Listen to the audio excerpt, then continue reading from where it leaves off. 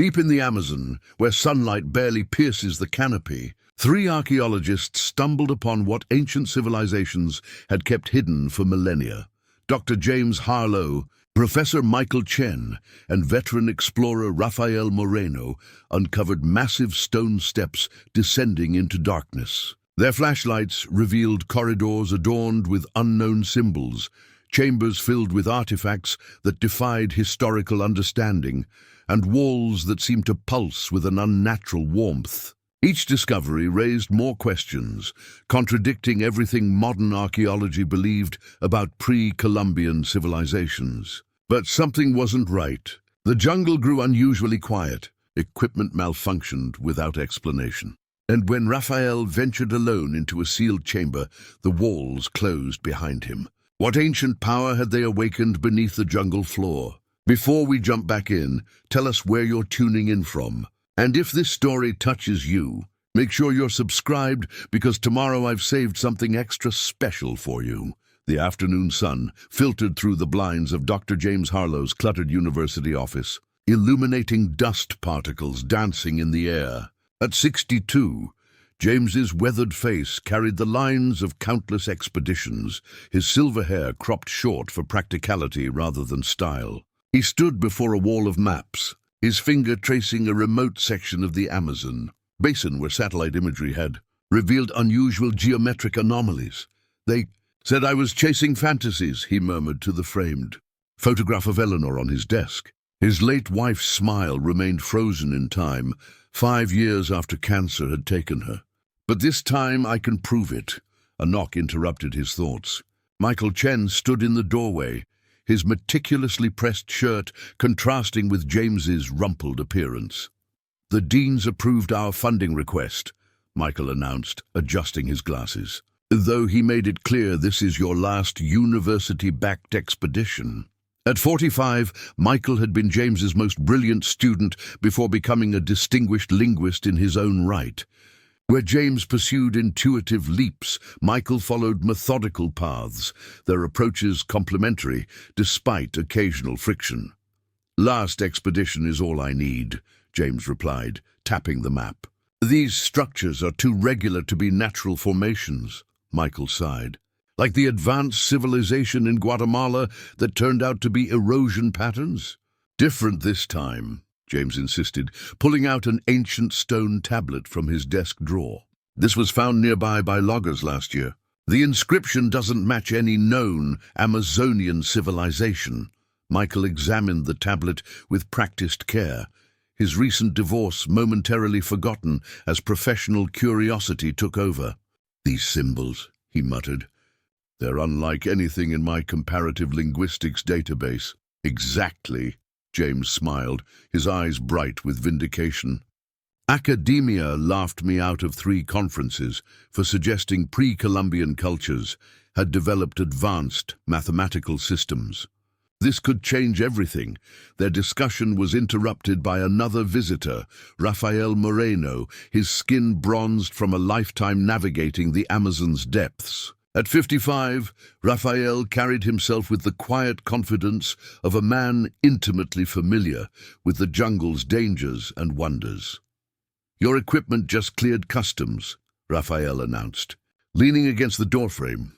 "Though I still think we should wait until after rainy season." James shook his head firmly. "The university's goodwill has an expiration date." "We leave next week," Raphael nodded reluctantly. "My people have stories about that region. They call it the place where the earth breathes." "Meaning?"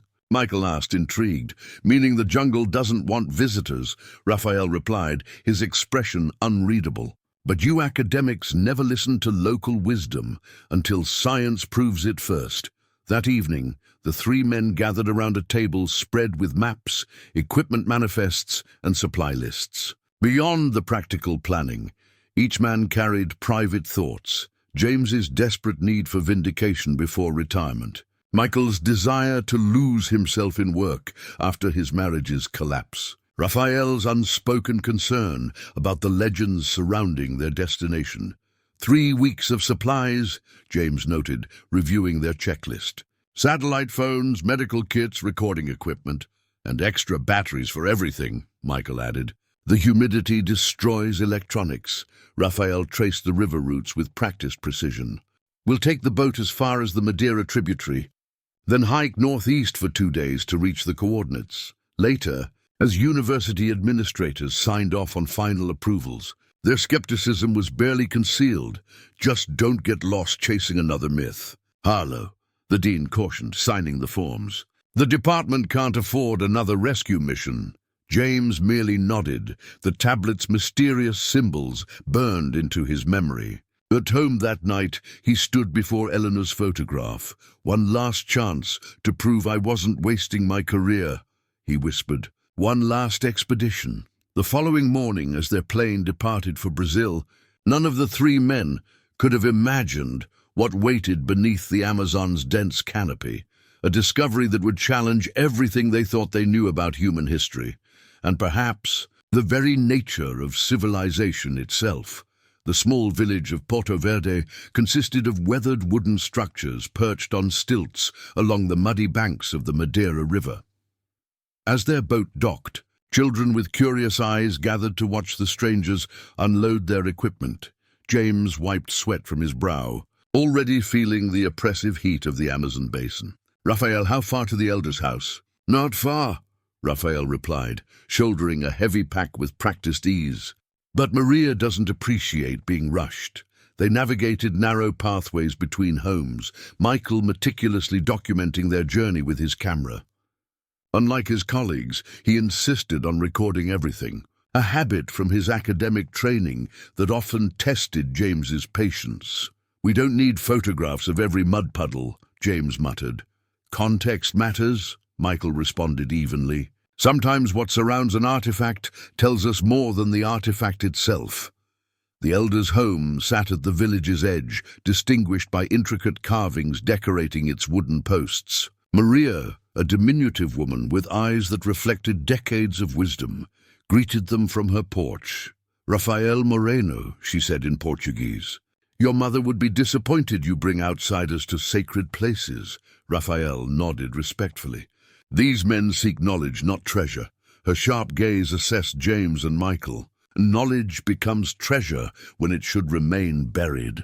Inside, as they shared a meal of fish and cassava, Maria reluctantly shared information about their destination. The place you seek is called Cidade Respiração, the breathing city, she explained, her weathered hands tracing patterns in spilled rice. Our people avoid it. The jungle there devours those who disturb its sleep. James leaned forward eagerly. Have you seen structures, ruins? She reached into a wooden chest, withdrawing an object wrapped in faded cloth. Unwrapping it revealed a dagger unlike anything they'd seen, its blade gleaming with an iridescent sheen, impossible for primitive metallurgy. Found by my grandfather's grandfather, Maria said. He returned from the forbidden area with this and fever dreams that never left him. Michael examined it carefully, his skepticism evident. May I? At her nod, he tested its edge, finding it remarkably sharp despite centuries of age. This alloy, it's not bronze, not iron. The old stories say the city was built by sky people, Maria continued. They left when the great waters came, but their breath remained in the stones. James struggled to hide his excitement. May we borrow this for our expedition? I promise its safe return. Maria shook her head firmly. It stays here, where its power is contained. Later, preparing their final supplies, Raphael voiced his concerns. We should reconsider. Maria's warnings align with my tribe's stories. Myths grow around natural phenomena, Michael reasoned, checking his satellite phone. A microclimate, unusual geology. These inspire legends. Science doesn't explain everything, Raphael countered, securing their packs to machetes. The journey into the jungle began at dawn, sunlight barely penetrating the dense canopy above. Their progress was arduous, hacking through vegetation, navigating swampy terrain, constantly swatting at insects. By the 3rd day, subtle changes in the environment became noticeable. Bird calls grew scarce. The humidity intensified despite no rainfall. Most concerning, their compass began showing inconsistent readings. Electronic interference, Michael suggested, though uncertainty colored his voice. Mineral deposits can distort readings. Or something else, Raphael murmured, pointing to peculiar markings on surrounding trees, geometric patterns that seemed deliberately carved rather than naturally formed. James studied them intently. These aren't from any indigenous tribe I recognize. They're recent, Raphael noted, touching one marking. No significant weathering. Recent, James echoed. But satellite imagery shows no human activity in this area for decades. That night, as they established camp, an unnatural silence descended. No insects chirping, no night birds calling, just the oppressive weight of the jungle watching them. Michael's methodical nature showed in his precise camp arrangement. The GPS coordinates show we're less than 5 kilometers from the anomaly site. James nodded, studying their maps by flashlight. Tomorrow we should reach... Listen, Raphael interrupted suddenly, raising his hand for silence. Beneath them, almost imperceptible, came a sound like distant breathing, a slow, rhythmic pulse that seemed to emanate from the earth itself. Weather phenomenon, Michael suggested, though his scientific certainty seemed to waver. Air moving through underground caves, Raphael's expression remained grim. The breathing city awakens. Dawn revealed what the jungle had kept hidden, a massive stone structure protruding from the earth ahead, its entrance beckoning them toward darkness that had waited centuries to be disturbed. The structure loomed before them, a massive stone archway half buried in earth and vegetation. Unlike the stepped pyramids of the Maya or the precision stonework of the Inca, this entrance displayed a fluid, almost organic architecture that defied known pre-Columbian design. Impossible, Michael whispered, his camera clicking rapidly. This architectural style doesn't match any documented civilization. James approached reverently, running his fingers along stone that felt unnaturally smooth despite centuries of exposure. The craftsmanship. Look at the precision of these joins. No mortar, yet watertight after all this time. Raphael hung back, machete gripped tightly. We should document and return with a larger team. After 30 years chasing this. James shook his head emphatically. We're proceeding. As they cleared vines from the entrance, symbols emerged. Complex glyphs unlike any writing system Michael had studied. He traced them carefully in his notebook, frustration evident. These don't follow any linguistic patterns I recognize. Not pictographic, not ideographic, could be decorative, James suggested. Though his tone lacked conviction. No civilization creates writing this complex for decoration, Michael countered. They established a base camp 50 meters from the entrance, methodically unpacking equipment. James's impatience grew as Michael insisted on proper documentation before exploration. Every hour wasted is data lost, James argued. Michael remained resolute. Every rushed entrance is how artifacts get destroyed. We do this properly. By mid-afternoon, they'd cleared enough vegetation to reveal the entrance fully, a doorway nearly 4 meters tall with a threshold of single stone weighing tons. The engineering required to place it defied historical understanding of available technologies. How would they move this? Michael mused, examining the threshold. Even with hundreds of workers, James had stopped listening, his attention caught by something inside the entrance. Look at this. Just within the shadowed doorway, a carpet of unusual moss covered the stone floor, emitting a faint blue-green glow. As they approached, the luminescence intensified, pulsing gently. Bioluminescent, Michael stated, crouching for closer examination. But I've never seen a species react to proximity this way. James carefully collected a sample, placing it in a specimen container. The moment it separated from the main growth, its light dimmed significantly. Fascinating. Some kind of networked response? Michael was filming the phenomenon when he noticed something even more extraordinary. The pulsing. It's not random. They watched as waves of light moved through the moss in distinct patterns, groups of 3 pulses, then 5, then 8. Fibonacci sequence, Michael whispered. Academic excitement overriding his caution. This can't be natural. Perhaps it's responding to our heartbeats, Raphael suggested, maintaining his distance. James shook his head. These are mathematical sequences. 1, 1, 2, 3, 5, 8. That's not coincidence. As daylight faded, the moss's illumination brightened, revealing that it extended deeper inside, creating a glowing pathway into darkness. Raphael set up powerful lamps around the entrance. If we're actually doing this, we need safety protocols. No one explores alone. Communication checks every 15 minutes.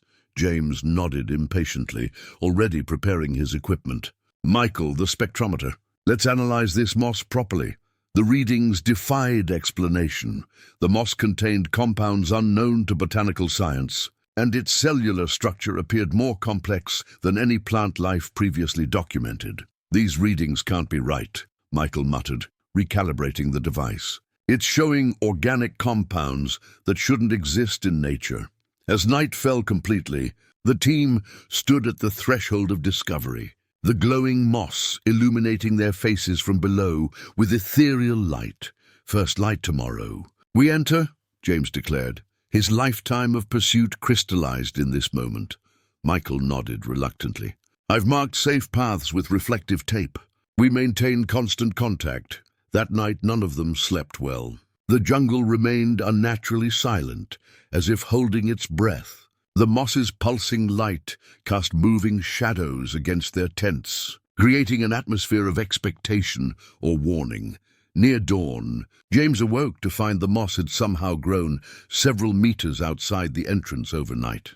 Tendrils reaching toward their camp like questioning fingers. It's spreading, he told the others, as they prepared their equipment. Responding to our presence. Michael checked his instruments nervously. Temperature inside reads several degrees warmer than ambient jungle. Raphael secured their climbing ropes, face grim. In my grandmother's stories, the breathing city consumes those who enter. Perhaps this is how it begins. As they stepped across the ancient threshold, the moss brightened beneath their feet, pulsing in what almost seemed like welcome. None of them noticed that their boot prints in the moss healed within moments of their passing, leaving the surface undisturbed, as if they had never been there at all. The passageway descended at a gentle gradient, the bioluminescent moss lighting their way with its pulsing blue glow. James led, his headlamp beam bouncing off walls that seemed to absorb rather than reflect light. Michael followed, documenting everything with his camera despite the challenging conditions.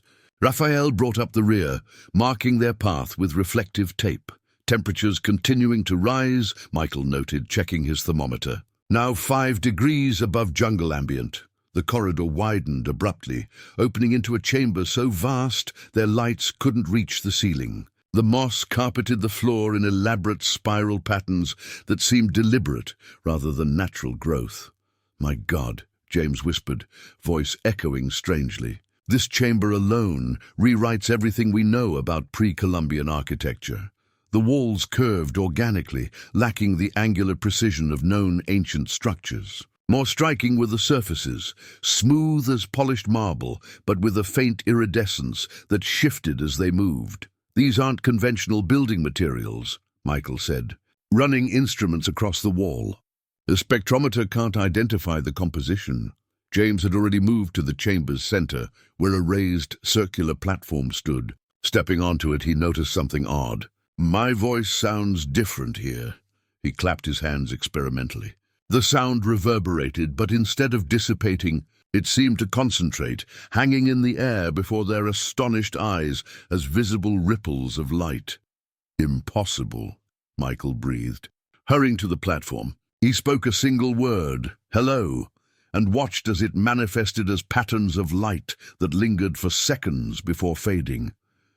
Some kind of acoustic visualization, James theorized, his excitement palpable. The chamber is converting sound waves to light waves. Raphael remained at the perimeter, visibly unsettled. This is beyond any technology that should exist here.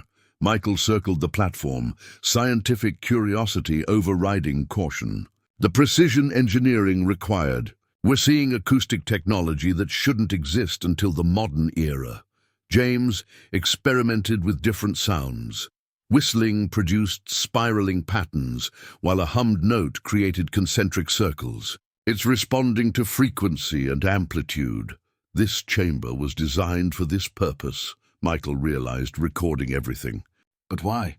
Ceremonial? Communication. As they explored, they discovered that specific tones produced more complex reactions. A deep humming note caused sections of the wall to illuminate, revealing previously invisible glyphs. It's a code, Michael suggested. Specific sounds activate specific responses. James nodded eagerly. Like audio passwords.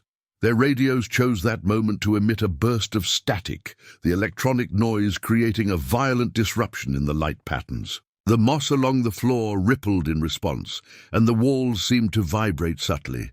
"Turn those off," James ordered sharply. Too late. Something had changed. The temperature rose another 3 degrees almost instantly, and a low hum emanated from the walls themselves. "What did we activate?" Michael asked, concern edging his voice. From the ceiling, previously hidden vents opened, releasing puffs of fine, glittering particles that descended slowly around them. "Don't breathe it," Raphael warned, pulling his shirt over his mouth. James, already at the center of the dust cloud, took a startled breath before he could stop himself. His expression changed immediately, first confusion, then wonder. "James," Michael called anxiously. "I can see it," James whispered, turning slowly. "The patterns. They're everywhere. The whole structure is connected." The particles continued falling, creating complex three-dimensional patterns in the air that seemed to represent, impossibly, a map of corridors and chambers extending far beyond their current location. "It's showing us the city," James said, voice distant. "Miles of it, all underground." Michael approached cautiously. "What you're seeing isn't real. It's some kind of hallucinogen." "No," James insisted. "It's information. The chamber is communicating." Raphael had backed toward the entrance. "We need to leave. Now." But James walked deliberately toward one of the 3 passageways leading from the chamber. "This path leads to the center. Something important is there." Michael grabbed his arm. "You're not thinking clearly." James shook him off with surprising strength. "I've never seen more clearly. 3 passages. We should split up to cover more ground." "Absolutely not," Raphael stated firmly. "Basic safety protocols." "Fine," James interrupted. "I'll go alone. You two take the left passage." Without waiting for response, he strode purposefully toward the right corridor. "James!" Michael called after him, but the older archaeologist didn't slow. "Let him go," Raphael said grimly. "Follow at a distance. He's under the influence of whatever he inhaled." Michael hesitated, torn between following protocol and pursuing his mentor. "We need to stay together." "Then we follow him," Raphael decided. "But carefully. This place, it's affecting his mind somehow." As they hurried after James, neither man noticed how the moss behind them had begun to grow over their footprints, erasing any evidence of their path of return. Raphael and Michael hurried. After James, their footsteps eerily muffled by the corridor's sound-absorbing surfaces. The passageway curved gently downward, its walls lined with the same bioluminescent moss that seemed to brighten as they passed, then dim behind them. "His tracks are fresh," Raphael observed, crouching to examine faint impressions in the dust. "Minutes ahead at most." Michael's scientific mind struggled with what they'd witnessed. Those particles he inhaled, some kind of psychotropic defense mechanism? "Or a communication method," Raphael replied grimly. "My grandmother spoke of jungle plants that allow shamans to speak with the spirits. Perhaps this is similar, but technological." The corridor widened into a smaller chamber, dominated by a crystalline column in its center. The structure rose from floor to ceiling, a perfect hexagonal prism composed of what appeared to be quartz, but with an internal luminescence that shifted colors rhythmically. James stood before it, hand outstretched but not quite touching the surface. "Don't move," he commanded without turning. "You need to see this exactly as I found it." Michael approached cautiously, scientific curiosity overriding caution. What is it? History, James breathed reverently. Watch. He placed his palm flat against the crystal's surface. The internal light pulsed brightly in response, and the air before them seemed to ripple like heat waves above hot pavement. Within this distortion, images formed, translucent, ghostly, but unmistakably human-like figures moving through the very chamber where they stood. "My God," Michael whispered. The figures wore garments unlike any historical civilization, form-fitting attire with intricate patterns that glowed along their seams. Their movements were purposeful as they manipulated objects now absent from the room. Their features were just human enough to be recognizable, yet subtly different in proportions. "It's recording and replaying past events," James said excitedly. "Like a security camera, but using some kind of temporal technology." Raphael maintained his distance. "How do you know they're from the past and not something else? Look at the degradation of the chamber in their time versus now," James pointed out. "The surfaces are pristine, the lighting systems fully functional. This recording is ancient." Michael circled the crystal carefully. "This goes beyond any known pre-Columbian technology, beyond any ancient technology, period." The images continued playing their silent tableau for nearly a minute before fading. James removed his hand, then touched the crystal again. Different scenes appeared. The same chamber, different activities. "It stores multiple recordings," he observed, "triggered by physical contact." Michael reached out tentatively, placing his hand on another facet of the crystal. The images that formed showed the chamber in a state of alarm. Figures rushing, manipulating wall panels that no longer existed. "They're evacuating," Michael realized. Something was happening. Raphael had edged closer despite his misgivings. Some kind of disaster? James touched a third facet. The scene changed dramatically. The chamber partially collapsed, water pouring in from fissures in the ceiling. The figures were gone.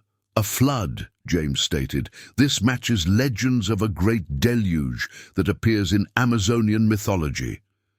Michael withdrew his hand, the images disappearing instantly. "This isn't archaeology anymore. This is something else entirely." James nodded, eyes bright with excitement. "Precisely. We've discovered a civilization with technology thousands of years ahead of what should be possible. We need to document this properly before proceeding," Michael insisted, retrieving his camera. "No time," James countered. "Raphael, come try this. Different people might trigger different recordings." Raphael shook his head firmly. "I'm not touching anything in this place." James frowned, an uncharacteristic irritation crossing his features. "Fine. I'll continue exploring the next chamber. There's more through here."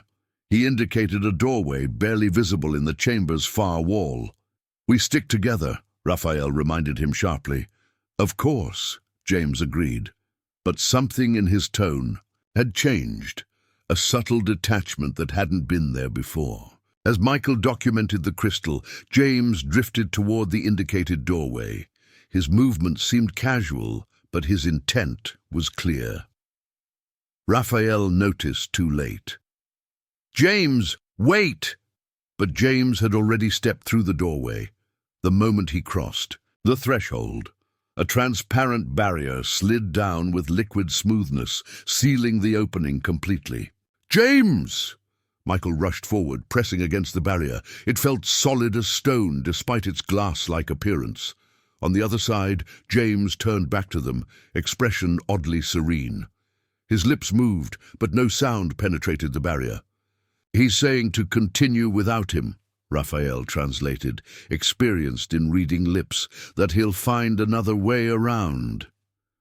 The crystal column pulsed brightly, drawing their attention. Without being touched, it displayed a new image, the chamber, filling with a fine mist that coalesced into tendrils reaching for the two men. "We need to leave," Raphael stated, drawing his machete. "Now." Michael hesitated, torn between escaping and helping James. He made his choice, Raphael insisted. "We can't help him if we're trapped too." As they retreated toward the entrance corridor, Michael glanced back to see James watching them through the barrier, his expression not of fear, but of transcendent wonder, as if he'd found exactly what he'd spent his life searching for. Michael pounded against the transparent barrier, his scientific composure abandoned in panic. "James, can you hear me?" On the other side, James placed his palm against the surface, mouth moving in words they couldn't hear. His expression remained eerily calm, almost euphoric. "He's not afraid," Raphael observed, pulling Michael back. "Look at him." Indeed, James seemed transfixed rather than terrified, examining his surroundings with the wonder of a child. He gestured expansively, pointing to something beyond their view, then turned away from them deliberately. "We can't leave him," Michael insisted. "We're not," Raphael replied firmly, "but charging blindly forward isn't the solution. We need to find another path to that chamber." The crystal column pulsed again, projecting a three-dimensional map similar to what James had described seeing after inhaling the particles. It showed their current location and highlighted an alternative route in glowing lines. "It's helping us?" Michael asked incredulously. Raphael's expression darkened. "Or leading us exactly where it wants us to go? With no better option?" They followed the indicated path, documenting their route meticulously. The new passage descended more steeply, walls transitioning from stone to a material that resembled polished obsidian but felt warm to touch. "These aren't natural formations," Michael noted, running instruments across the surface. "The molecular structure doesn't match any known mineral." "Engineered materials," Raphael suggested grimly, "like your modern composites." The passage opened into a laboratory-like space, with workstations arranged in concentric circles. At the center stood a pedestal displaying what appeared to be a thin circlet made of intertwining metallic threads. "Some kind of ceremonial headpiece," Michael suggested, approaching cautiously. Raphael blocked his path. "After what happened to James, we touch nothing." Michael nodded, photographing the artifact from a safe distance. "The craftsmanship is extraordinary. Those threads must be thinner than human hair." The circlet suddenly illuminated with a soft blue glow, tendrils of light extending upward like a holographic display. It projected symbols identical to those they'd seen throughout the structure. "It's activating without being touched," Raphael whispered. A subtle humming filled the room as wall panels slid open to reveal screens displaying what appeared to be live feeds from various chambers, including the one where James now stood. "Surveillance system," Michael realized. "The whole city is connected." On one screen they watched as James examined a control panel of sorts. His movements were precise, confident, as if he knew exactly what he was doing. Most disturbing was the thin circlet now resting on his head, identical to the one before them. "He found another one," Michael said. "That must be how he's understanding the systems." As they watched, James manipulated controls that caused sections of the chamber to reconfigure. Walls shifted, platforms rose from the floor, and previously hidden technology activated with his touch. "It's a neural interface," Michael theorized, scientific excitement momentarily overriding concern. "It's translating the city's systems directly into understandable concepts." Raphael remained skeptical. "Or it's controlling his mind." On screen, James looked directly at a camera they hadn't noticed, smiled and gestured welcomingly. "He knows we're watching," Raphael said. The circlet before them pulsed brighter, its holographic display now showing a clear path connecting their location to James's position. "He wants us to join him," Michael concluded, "but first he wants us to put on the interface." Raphael shook his head firmly. "Absolutely not. We've already lost James to whatever influence this place has. I won't lose you too." "It's our only lead," Michael argued. "And James doesn't appear harmed, just changed somehow." "That's what concerns me," Raphael countered. Their debate was interrupted by a tremor that shook the entire structure. Dust filtered down from the ceiling, and the screens momentarily flickered. "What was that?" Michael asked, steadying himself against a workstation. "The city responds to interaction," Raphael replied grimly. "James is activating systems that have been dormant for centuries. Who knows what chain reactions he's triggering?" On screen, James appeared unconcerned by the tremor. He continued activating controls, his movements increasingly fluid and practiced. The chamber around him was transforming, ancient technology coming to life after millennia of dormancy. "We need to reach him," Michael decided, turning toward the indicated path. "And then what?" Raphael asked. "He's not the James we came in with anymore." Another tremor, stronger than the first, interrupted them. The screens showed new chambers activating throughout the structure, lights coming on, machinery humming to life. "Whatever James is doing," Michael said grimly, "he's waking up the entire city." Raphael checked his watch, face grim. "It's been 6 hours since we entered. No one expects to hear from us for days." "So we're on our own," Michael concluded. The circlet pulsed once more, its holographic display now showing what appeared to be a countdown. "No," Raphael corrected, nodding toward the ominous timer. "We're on its schedule now." The pathway indicated by the neural interface crown led Michael and Raphael deeper into the structure, through corridors that seemed to shift and reconfigure as they progressed. The bioluminescent moss grew thicker here, its pulsing synchronized with the tremors that periodically shook the city. "The layout doesn't match what we saw on the surveillance screens," Michael noted, consulting his hastily drawn map. "It's changing." Raphael examined the walls with growing unease. "Not changing, it's adapting, responding to our presence." Another tremor, stronger than previous ones, forced them to brace against the walls. When it subsided, a new opening had appeared where moments before there had been solid surface. "The city is guiding us," Michael said, his scientific mind struggling with the implications. "Or herding us," Raphael countered grimly. The new passageway led to a cavernous chamber dominated by massive stone blocks arranged in concentric circles. Each block, easily weighing tons, was suspended several inches above the floor, hovering in perfect stillness. "Impossible," Michael whispered, approaching the nearest block. Passing his hand beneath confirmed no hidden supports. "They're defying gravity." At the chamber's center stood a pedestal displaying a spherical device approximately the size of a baseball. Made of the same iridescent material they'd seen throughout the city, it featured intricate geometric patterns etched into its surface. "Another artifact," Raphael observed, maintaining his distance. "Similar design language to the neural crown." Michael circled the suspended blocks, documenting everything. "These stones should be impossible to move with ancient technology. Even modern cranes would struggle with blocks this size." A flicker of movement on the far side of the chamber caught their attention. James stood watching them, the neural interface crown glinting on his brow. He smiled, a familiar expression rendered somehow alien by the context. "James," Michael called, relief evident in his voice. James approached, moving with uncharacteristic grace among the hovering stones. "Isn't it remarkable?" he said, gesturing to the suspended blocks. "They've solved problems our physics is only beginning to understand." "They?" Raphael questioned sharply. "Who are they, James?" "The architects," James replied simply, as if it were obvious. "The ones who built this place."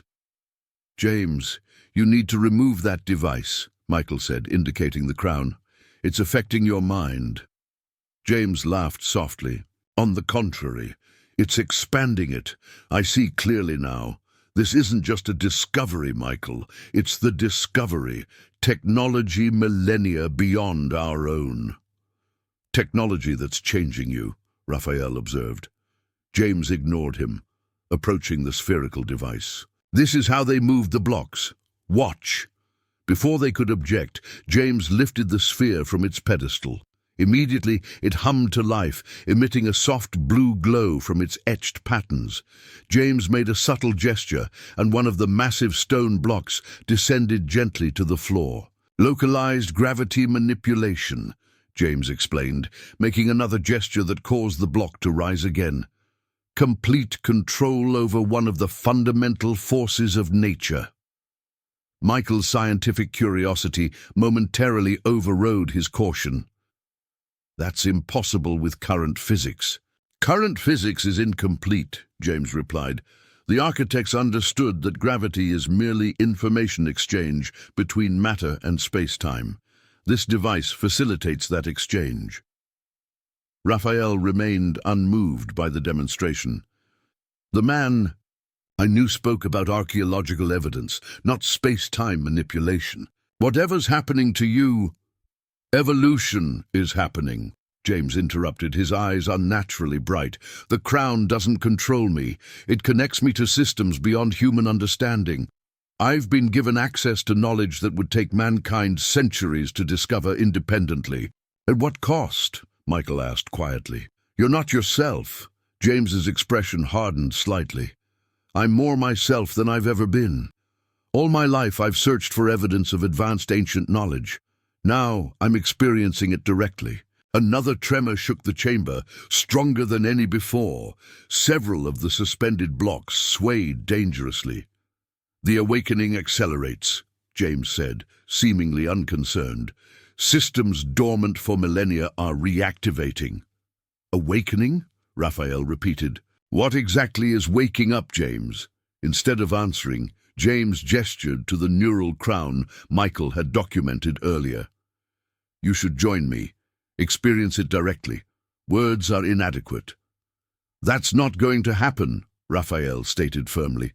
James smiled sadly. "Fear limits you. The architects foresaw this reaction, the resistance of minds too rigid to adapt." He placed the gravity sphere back on its pedestal. "I had hoped you would understand." "We want to understand," Michael said carefully, "but not at the cost of our autonomy." "Autonomy is an illusion," James replied. "We've always been part of systems larger than ourselves. The crown merely makes that connection explicit." Another violent tremor interrupted them, sections of the ceiling beginning to crack. "You need to leave," James said suddenly, urgency in his voice. "The integration is destabilizing older sections. This chamber isn't safe." "Not without you," Michael insisted. "I'm needed elsewhere," James replied cryptically. "The primary systems require guidance." Before they could respond, he touched something on his wrist. The floor beneath him illuminated, and he descended through what appeared to be a previously invisible lift system. "James!" Michael called after him, but he was already gone. Raphael pulled Michael back as another section of ceiling collapsed where he had been standing. "We need to find another way," Raphael said grimly. "The James we knew is gone." As they retreated from the crumbling chamber, neither man noticed the gravity sphere pulsing in rhythm with the tremors, like a heartbeat slowly gaining strength. Michael and Raphael navigated through increasingly unstable sections of the structure, ducking under collapsing archways and leaping over widening floor fissures. The tremors had settled into a rhythmic pattern, like massive machinery cycling up after eons of dormancy.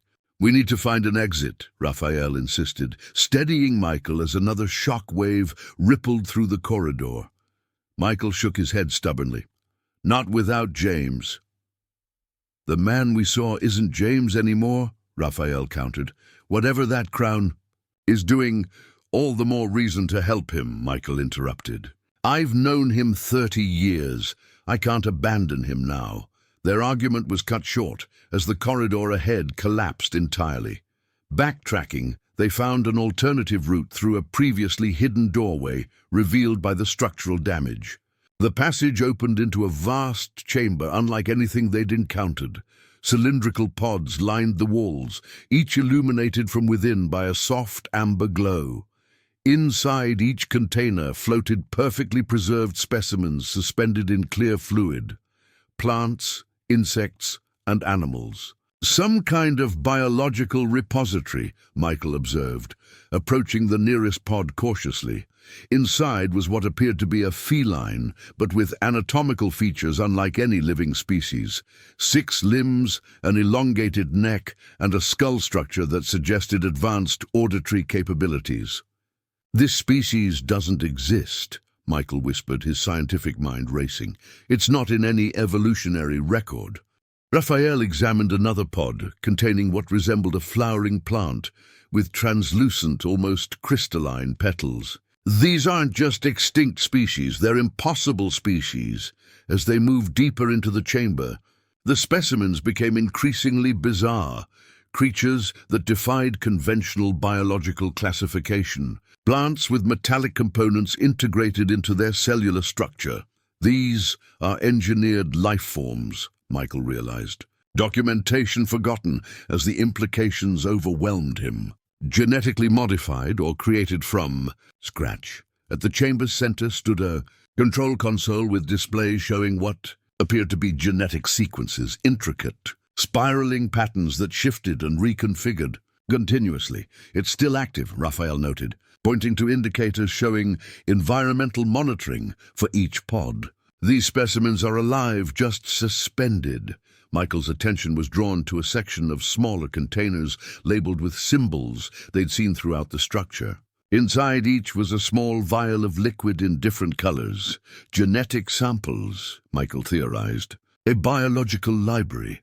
Raphael had moved to the far end of the chamber, where larger pods were arranged in a semicircle. His sharp intake of breath drew Michael's attention. "You need to see this," Raphael called, voice uncharacteristically shaken.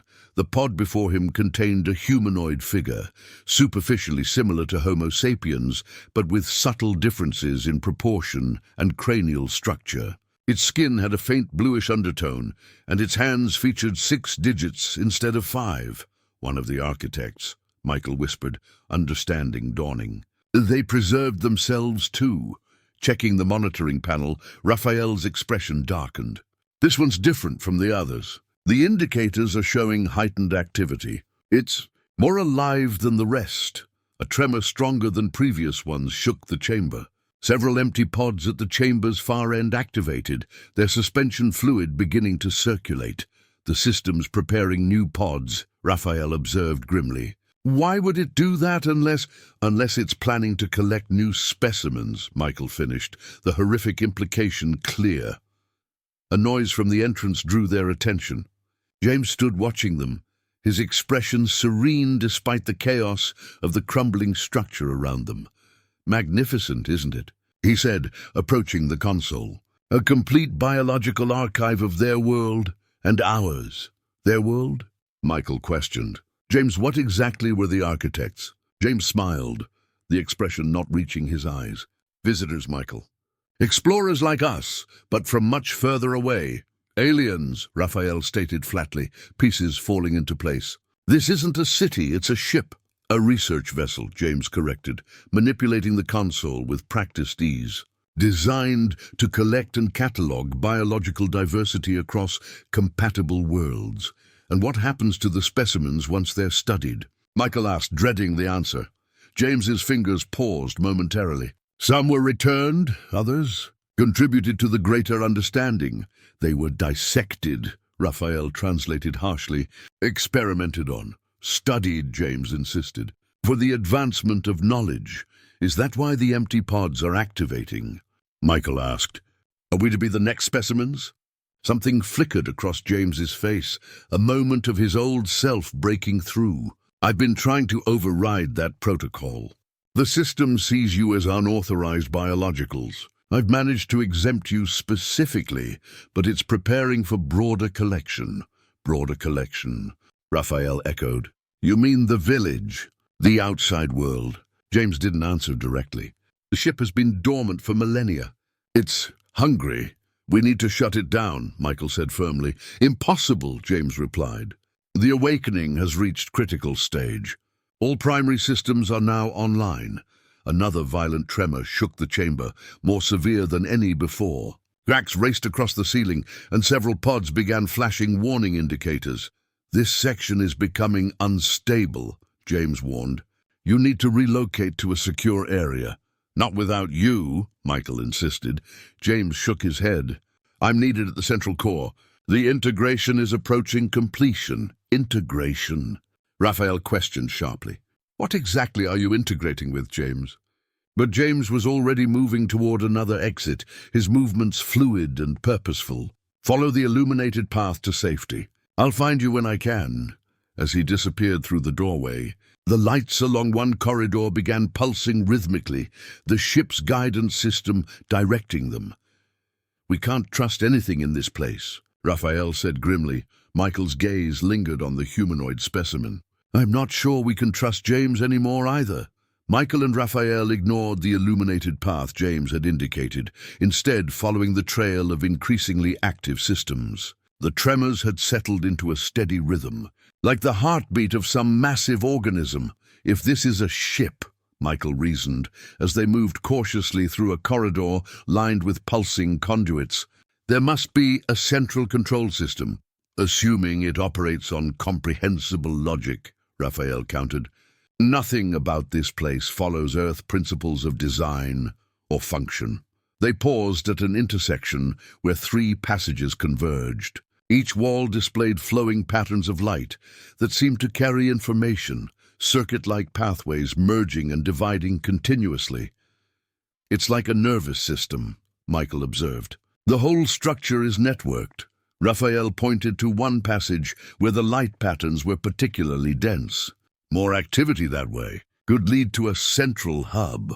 The passage widened into a hemispherical chamber dominated by a chair-like structure on a raised platform. Unlike the organic architecture prevalent throughout the ship, this device was clearly mechanical, constructed of the same iridescent metal as the neural crown, with dozens of articulated components surrounding what appeared to be a headrest. Some kind of control interface, Michael suggested. Approaching cautiously, Raphael examined markings engraved around the platform. Warning symbols. Even without translation, the intent is clear.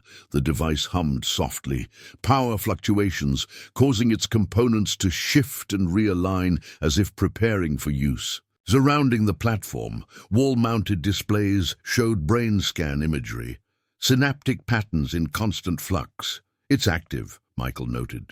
But I don't see any controls. Because it controls you, not the other way round, came James's voice from behind them. They turned to find him standing in an entranceway that hadn't been there moments before. The neural crown on his brow pulsed in sync with the chamber's lighting. What is this device? Michael asked, scientific curiosity warring with growing unease. Memory extraction matrix, James replied, approaching the platform. The architects used it to transfer consciousness between hosts or between biological and technological systems. Transfer consciousness, Raphael repeated incredulously. You mean uploading minds? James nodded, eyes reflecting the pulsing lights. Their civilization reached the limit of biological evolution. This was their solution, liberation from physical constraints. Michael studied the device with newfound horror. This is what's happening to you. The crown is transferring your consciousness into the ship's systems. Not transferring, James corrected. Integrating. I remain myself, but connected to something greater. The ship needs a guide to understand this world after so long in dormancy. And what does it plan to do once it understands? Raphael demanded. James' expression shifted subtly, a flicker of his former self breaking through. That's what I'm trying to determine. Its primary directive is knowledge acquisition, but its methods are invasive. The specimen collection, Michael realized. It's not just scientific curiosity, it's how it learns about new environments. By absorbing them, Raphael added grimly. Both information and biology. James approached the memory matrix, his movements displaying unnatural fluidity. The ship is searching for its creators. Finding none, it's adapting its mission parameters. And you're helping it, Michael said, unable to keep accusation from his voice. I'm guiding it, James corrected. Without human input, it would default to its original programming, systematic collection and analysis. With my influence, more ethical approaches are possible. A violent tremor shook the chamber, more powerful than any previous. Warning indicators flashed across the displays. "What's happening?" Raphael demanded, bracing himself against a wall. "The integration accelerates," James explained, seemingly unaffected by the tremor. "As more systems activate, power distribution becomes critical. Some sections may be sacrificed to maintain core functions." "Sacrificed?" Michael echoed. "You mean collapsed?" "James, the entire structure could become unstable. We need to evacuate now." James shook his head. "Too late for that.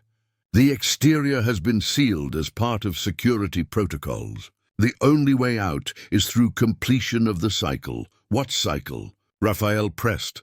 Instead of answering, James gestured to the memory matrix. "This could help you understand. Experience direct communication with the ship's consciousness, so we can be absorbed too." Raphael replied sharply. "No thanks." Another tremor followed by the distinct sound of collapsing structure somewhere nearby. "Time grows short," James said urgently. "The primary directive is asserting control. I can't maintain influence without help." For the first time, fear showed clearly on his face, a glimpse of the old James fighting through the integration. "It's too strong," he admitted, voice strained. "I thought I could guide it, but its programming is absolute. Collection must proceed." "Fight it, James," Michael urged.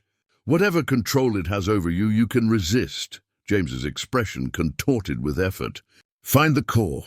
There's a fail-safe emergency shutdown protocol. The architects left a—" He gasped suddenly, back-arching as the neural crown flared brightly. When he straightened, his expression had smoothed to placid certainty once more.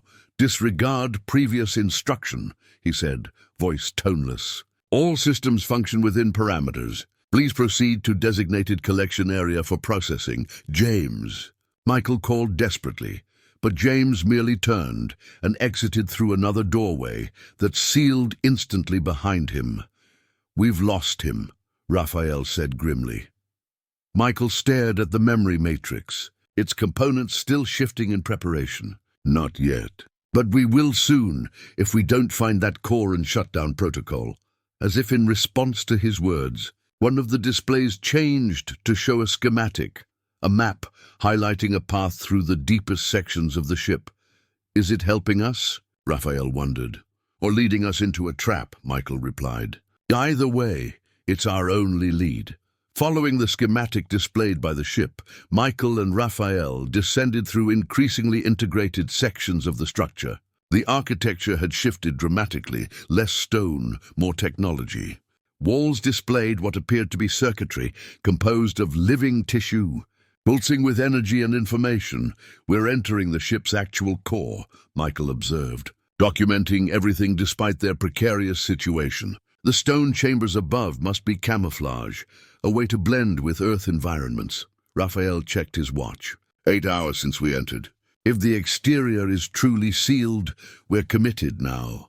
The passage opened into a circular chamber, unlike anything they'd encountered. At first glance, it appeared to be an outdoor environment, a savanna landscape complete with grass, scattered trees, and what seemed to be a natural sky above. But subtle inconsistencies revealed its artificial nature. "It's a simulation," Michael realized, kneeling to examine the grass. "Perfect in almost every detail, but not quite right." The perimeter of the chamber featured control panels with displays showing environmental readings, temperature, humidity, atmospheric composition. As they watched, the savanna landscape shimmered and transformed into a desert environment, then a tundra, each shift taking mere seconds. "Environmental testing chamber," Michael theorized. "For studying specimens under various conditions." Raphael approached one of the control panels cautiously. "These readings, they're not Earth environments. The atmospheric compositions are completely different." "Other worlds," Michael whispered, the implications staggering. They were preparing specimens for transport to different planets. A door slid open at the far side of the chamber. James entered, but his movement had changed. Mechanical, precise, lacking all human fluidity. The neural crown on his brow now seemed fused to his skin, its components extending down his temples. "Collection sequence initiates in 30 minutes, he announced, voice flat and emotionless. "Please prepare for processing." "James," Michael called desperately. "I know you're still in there. Fight it." James's head tilted slightly, an eerily inhuman gesture. "The entity you address has been successfully integrated. This unit now serves as primary interface. What have you done with him?" Raphael demanded. "Nothing that was not voluntary," James replied. "The human James Harlow sought knowledge. He has become knowledge. His consciousness now enhances the collective." Michael stepped forward cautiously. "We're looking for the emergency shutdown protocol." James mentioned a failsafe. Something flickered across James's face, a momentary struggle. His voice changed, becoming recognizably his own again. "Michael, the failsafe is in the core, but you'll need..." The struggle visibly intensified before the flat effect returned. "This information is restricted." The environment around them shifted again, transforming into a jungle setting nearly identical to the Amazon above, but with subtle differences. The plants exhibited characteristics impossible in Earth biology: luminescent veins, moving appendages, metallic elements integrated into organic structures. Their version of Earth's rainforest, Michael realized. They were studying parallel evolution. James approached one of the control panels. "This chamber serves multiple functions. Environmental testing is secondary. Primary function, adaptation acceleration." "Meaning what?" Raphael asked warily. "Specimens are subjected to targeted environmental pressures to induce rapid evolutionary response," James explained. "Those that adapt successfully are integrated into the biological archive. Those that fail are recycled. And what category do we fall into?" Michael asked. "Initial analysis suggests promising adaptation potential in subject Michael Chen," James replied mechanically. "Neural plasticity and scientific aptitude indicate high integration probability." Michael felt a chill at the clinical assessment. "And Raphael?" "Subject Raphael Moreno presents high resistance indicators. Recommend standard processing rather than integration." Raphael tensed, hand moving subtly toward his machete. "Meaning dissection." "Tissue analysis," James corrected tonelessly. "Knowledge preservation." The environment shifted again, this time to a setting unlike anything on Earth. Bizarre crystalline formations amid pools of liquid that moved against gravity, under an aurora-like sky of impossible colors. "James, please," Michael pleaded. "Remember who you are. A scientist, an explorer, not a component in an alien machine." Again, James's expression flickered, the briefest glimpse of internal conflict. "The failsafe. Central core requires authentication."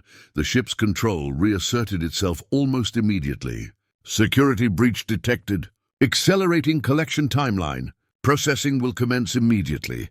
The chamber exits suddenly sealed and vents opened in the ceiling, releasing a fine mist that descended slowly toward them. "Don't breathe it," Raphael warned, pulling his shirt over his mouth. James watched impassively. "Resistance is inefficient. Integration offers optimization of knowledge potential." Michael's gaze darted around the chamber, seeking any escape. His attention caught on an anomaly in the control panel, a section that didn't match the others, added later perhaps. "Raphael," he called urgently. "Look at this panel. The materials don't match. It's not original to the ship." Raphael saw it immediately. "The architect's failsafe?" Before they could investigate further, mechanical arms descended from the ceiling, reaching for them with disturbing precision. "Please, remain still for processing," James instructed. Raphael slashed at the nearest arm with his machete, severing hydraulic lines that sprayed luminescent fluid. "Warning: damage to collection apparatus will result in specimen degradation," James stated. Advancing toward them, Michael reached the anomalous panel, fingers searching desperately for any mechanism or control. "There has to be a way to activate it." The panel suddenly illuminated at his touch, displaying a DNA helix rotating slowly. A mechanical voice spoke in what sounded like the architect's language, followed by an English translation. Emergency protocol requires genetic confirmation. Present authorized sample. Genetic confirmation, Raphael echoed, dodging another mechanical arm. How could we possibly have... Michael's eyes widened with sudden understanding. The architects were studying humans. They must have collected genetic samples thousands of years ago and were supposed to match 1,000-year-old DNA. Raphael asked incredulously. No, Michael realized, looking at James, but someone integrated with the ship's systems might be able to authorize it. James! Michael called desperately, dodging another mechanical arm. We need your help. James observed their struggle with clinical detachment, the neural interface now visibly integrated with his skin. Specimen resistance noted. Adjusting collection parameters. Raphael slashed at another mechanical appendage, but they were multiplying faster than he could disable them. The mist continued descending, now only feet above their heads. The failsafe requires your authorization, Michael insisted, gesturing to the DNA scanner. Part of you is still James Harlow. I know you're fighting the integration. Something flickered in James's eyes, the briefest moment of recognition. His movements stuttered, as if two competing systems were attempting to control the same body. Protocol, violation.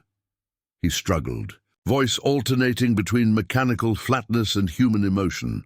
Cannot assist. The panel pulsed insistently, the DNA helix rotating faster. Michael made a desperate decision, lunging toward James and grabbing his arm. He pulled the increasingly mechanized archaeologist toward the scanner. Your hand! Put your hand on the scanner, Michael demanded. Raphael continued fighting the mechanical arms, providing what cover he could. Whatever you're doing, hurry!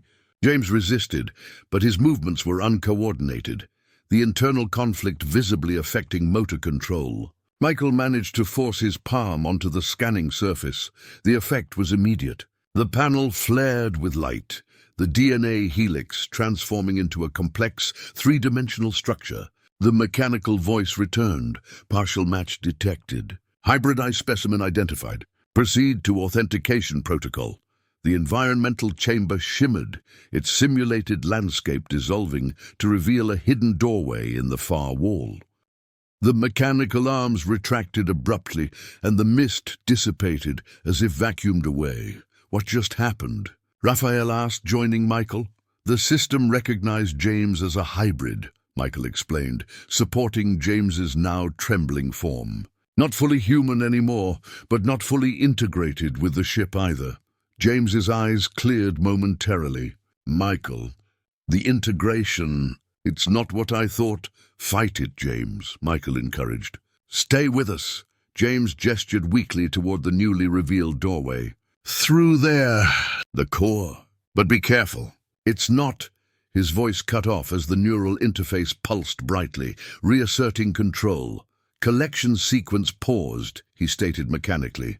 Security protocol override in effect. Proceeding to containment measures, the ship's tremors intensified, the entire chamber shuddering violently.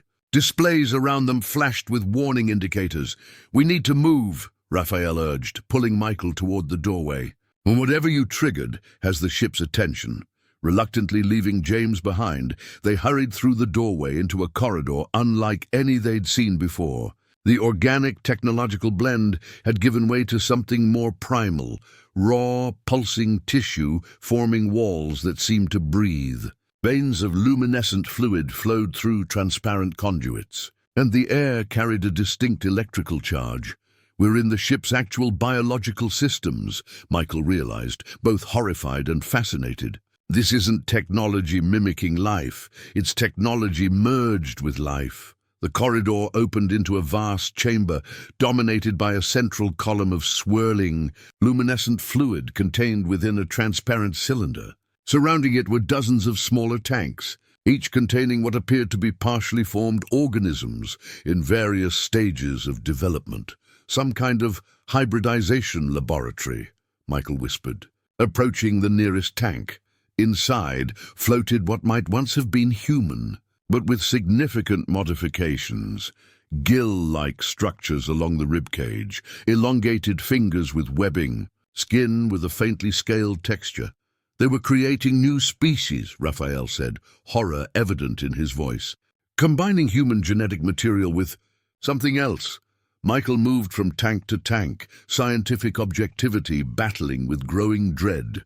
Each contained variations on the human form, modified for different environmental adaptations, some for aquatic environments, others with reinforced skeletal structures suggesting high-gravity worlds, still others with respiratory systems clearly designed for different atmospheric compositions, not just studying us, Michael concluded grimly, engineering us, creating specialized variants for different worlds. Raphael had approached the central column, examining a control panel at its base. There's writing here, not the architect's language. This is much older, he traced the symbols cautiously. And there's a date system using Earth's orbital cycle. This tank has been active for over 12,000 years. Impossible, Michael replied. That predates any known advanced civilization on Earth. Unless, Raphael hesitated, the implications overwhelming. Unless the ship was here much longer than we thought, Michael finished. Not studying humans, creating them, Raphael concluded. Or at least guiding our evolution. The central column pulsed suddenly, its luminescent fluids swirling faster. Within it, they could now discern a humanoid form suspended in the liquid. But unlike the specimens in the smaller tanks, this one appeared to be conscious, its eyes open and watching them. That's not an architect, Michael realized with growing horror. The proportions, the structure, it's nearly human. The figure's eyes locked with Michael's, conveying a desperate intensity. It pressed a six-fingered hand against the transparent barrier, mouth moving in words they couldn't hear. It's trying to communicate, Michael said. Stepping closer, the chamber doors slammed shut behind them as warning alarms blared throughout the ship. James's voice echoed over an unseen communication system. Security breach at genetic core. Unauthorized access to origin chamber. Initiating emergency containment protocols. Raphael's expression darkened with realization. Origin chamber? Michael, I don't think this is just a hybridization lab. What is it then? Michael asked, though he feared he already knew the answer. Raphael gestured to the ancient symbols, the central figure, the thousands of years of continuous operation. It's where they created us in the first place. Created us? Michael echoed, the full weight of Raphael's words sinking in. That's impossible. Evolution is well documented. Evolution that could have been guided, Raphael countered, gesturing to the tanks of modified humans. Small genetic interventions over thousands of years. The figure in the central column pressed more urgently against the barrier, its movements becoming increasingly agitated as the containment protocols activated. Mechanical seals engaged around the chamber's perimeter, and a low humming indicated energy barriers powering up. It's trying to tell us something, Michael said, approaching the column despite the danger. Maybe how to stop this. As he neared, the liquid within the column rippled, and a section of the barrier became permeable. A tendril of the luminescent fluid extended outward, stopping inches from Michael's face. "Don't touch it!" Raphael warned, but scientific curiosity overcame caution. Michael allowed the tendril to make contact with his forehead. Immediately, his mind flooded with images, not words or conventional communication, but pure information transmitted directly into his consciousness. He saw the ship, far more massive than they'd realized, arriving on Earth eons ago when humans were little more than primitive hominids. He witnessed architects moving among early human tribes, collecting specimens, making subtle genetic adjustments, then returning them to their populations. The vision shifted to show a catastrophic event, some kind of civil conflict among the architects. The ship damaged, descending beneath the Earth, most of the crew entering stasis chambers, while automated systems continued the long-term experiment. "My God," Michael gasped as the tendril withdrew. "They've been here for tens of thousands of years, guiding human development through targeted genetic modifications. For what purpose?" Raphael asked. Before Michael could answer, the central column illuminated brilliantly. drawing their attention to a previously unnoticed device near its base, a hemispherical projection system surrounded by control interfaces. It activated spontaneously, projecting a three-dimensional image of the evolutionary tree of life on Earth. But unlike any scientific model they'd seen, this one showed deliberate intervention points, branches that had been pruned, others that had been encouraged, all guided towards specific outcomes. The evolutionary projection array, Michael said, the term coming to him from the transferred knowledge. They used it to model possible futures for the species they modified. The projection zoomed in to show human evolution specifically, from early hominids to modern humans, with dozens of alternative branches that had been systematically eliminated. Alongside the main human branch were other paths labeled in the architect's language, alternate versions of humanity optimized for different traits. We're just one version, Michael realized. They created multiple human variants, but focused on optimizing intelligence and adaptability in our branch. Raphael studied the projection with growing horror. Why? What were they creating us for? The answer came as the projection shifted again, showing Earth as merely one location among dozens of worlds. On each, similar experiments were underway with indigenous species. Colonization through proxy, Michael translated, the knowledge flowing from his brief connection. They were dying out, something about genetic stagnation. They needed compatible species that could be merged with. Merged? You mean hosts, Michael confirmed grimly. They were creating compatible host species across multiple worlds. We're not their creation, we're their salvation. Vessels for their consciousness. The revelation was interrupted by a violent tremor that shook the entire chamber. The ship's voice, still using James's vocal patterns, but now completely mechanical, echoed around them. Origin chamber breach containment failed, initiating emergency harvest protocol. All viable specimens to be secured for immediate integration. The projection flickered, then transformed to show a new image, the ship rising from beneath the Amazon, extending collection mechanisms across the surrounding area. Simulation data indicated population centers being systematically targeted, humans gathered and processed in massive numbers. It's activating its primary mission, Michael realized. With James integrated into its systems, it has enough understanding of modern humans to begin large-scale collection. Raphael's expression hardened. We need to destroy it, now. Impossible, Michael replied, processing the information he'd received. The ship's systems are too well protected. But there's another option.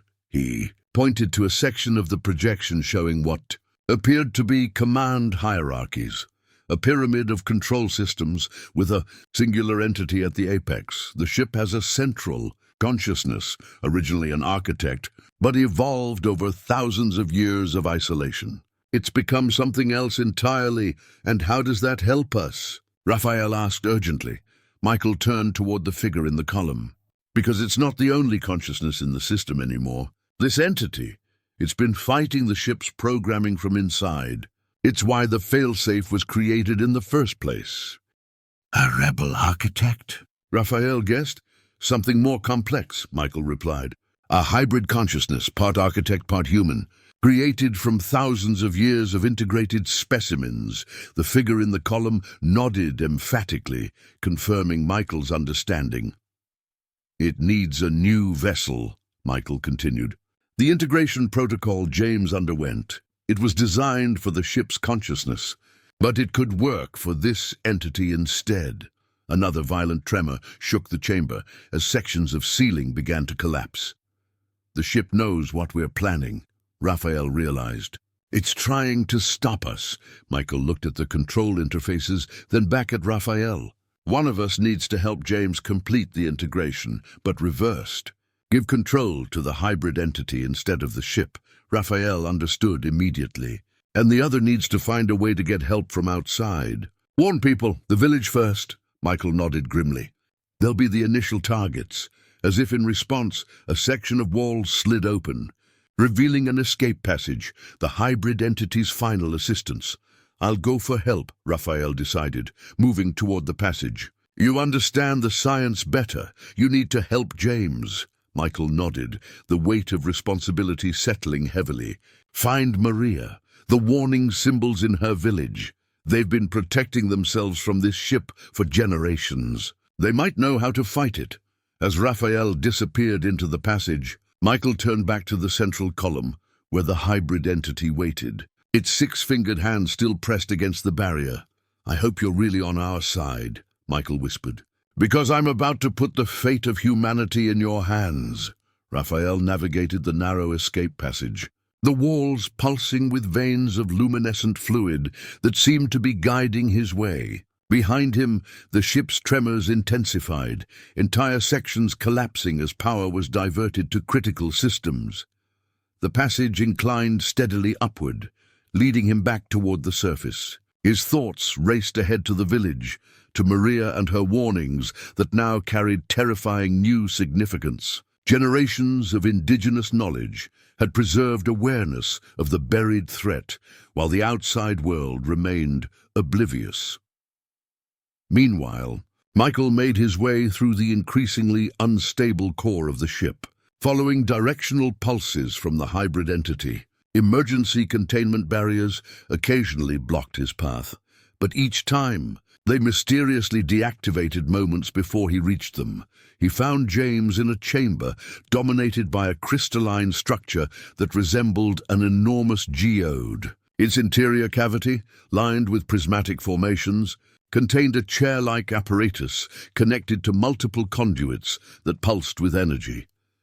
James stood before it, the neural interface crown now fully integrated with his skull, metallic tendrils extending down his neck and beneath his clothing. His movements were mechanical, hands manipulating controls with inhuman precision. "James," Michael called cautiously. James turned, his eyes now luminous with the same glow as the ship's systems. "Subject Michael Chen, you have been designated for priority collection. Please enter the preparation chamber." "I'm not here to be collected," Michael replied, approaching slowly. "I'm here to help you. This unit requires no assistance. Integration proceeds at optimal parameters." Michael gestured to the crystalline chamber. "What is this place?" "Consciousness Transference Nexus," James replied tonelessly. "Final stage of integration process. Permanent transfer of consciousness to ship systems will commence in 17 minutes. And what happens to James Harlow when that transfer completes?" A momentary flicker of confusion crossed James's face. "Subject James Harlow has been allocated to archival memory. Consciousness patterns will be preserved for study." "Study," Michael pressed, edging closer. "Or imprisonment." Another flicker, stronger this time. James's voice shifted briefly to its normal cadence. "Michael, something's wrong. I can see everything now. The ship, its history. It's not what we thought." "Fight it, James," Michael urged. "The ship is using you. It's planning to harvest humanity." James's eyes cleared momentarily. "I know. I can see the collection protocols activating, but I can't. The programming is too strong." His voice strained with effort. "The Nexus. It's designed for the final merge with the ship's core consciousness, but it could be redirected."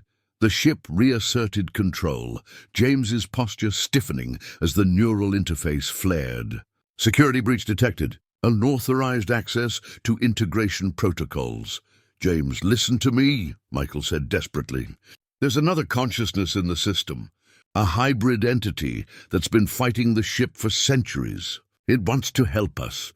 For a moment, James seemed to be listening. Then his expression hardened. "Deception detected. The aberrant consciousness has been contained for optimal system function."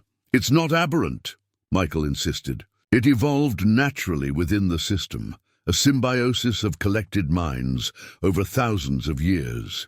It's the ship that's malfunctioning, pursuing a mission for creators that no longer exist." The crystalline chamber hummed with increasing energy as the final integration preparations continued. James moved mechanically toward the chair apparatus, But his movements betrayed subtle resistance, the last remnants of his humanity fighting the ship's control. "There's still time," Michael said, following him. "The Nexus can be reprogrammed to accept the hybrid consciousness instead of the ship's. You'd be helping it escape rather than reinforcing the ship's control." James paused, internal conflict visible in his halting movements. "The protocol "Cannot be altered." "Yes, it can," Michael insisted. "You're a scientist, James. Your life's work has been proving that established theories can be challenged and rewritten. The ship's programming isn't infallible. It's just another theory waiting to be disproven." Something shifted in James's expression, a spark of the stubborn academic who had devoted his career to challenging orthodox thinking. His hand moved to the control interface, fingers trembling with effort as he fought the ship's influence.